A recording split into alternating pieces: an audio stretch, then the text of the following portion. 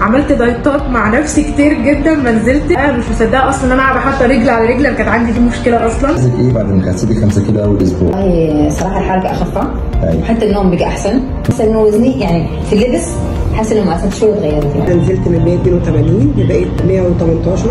لبسي اتغير، ستايل لبسي اتغير طبعا، كنت بلبس عبايات وحاجات كتير قوي قوي قوي قوي قوي. اتغير يا استاذه هنا من 110 ل 73 كيلو.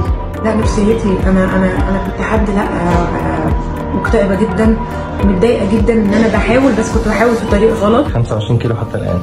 تقريبا 25 او 25. حبيبي بالتوفيق والف الف مبروك. حضرتك نزلت دلوقتي 15 كيلو.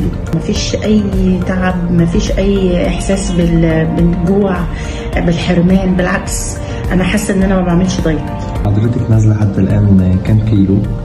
24. كنت 114 وبقيت 90. 31 كيلو في فترة كويسة الحمد لله. يعني كنا بادئين حوالي 166 كيلو، 135 الحمد لله يعني، وفي تفاؤل الحمد لله، ومش حاسس بجوع والله ولا حاجة. مبروك النزول ال 20 كيلو من 95 ل 75. كان عندي سكر تراكمي عالي ونزل، دهون الثلاثيه والكوليسترول كان عالي. دلوقتي انا بقيت امشي كويس، رجليا بقت كويس الحمد لله، كل حاجه اتظبطت. لاحظت فرق كبير. اولا التركيز بتاعي في الشغل بقى عالي جدا، بقى عندي طاقه كبيره ان انا اعمل حاجات كتيره. في الاول كان عندي خمول دايما، وكان دايما حاسس ان انا مش مركز.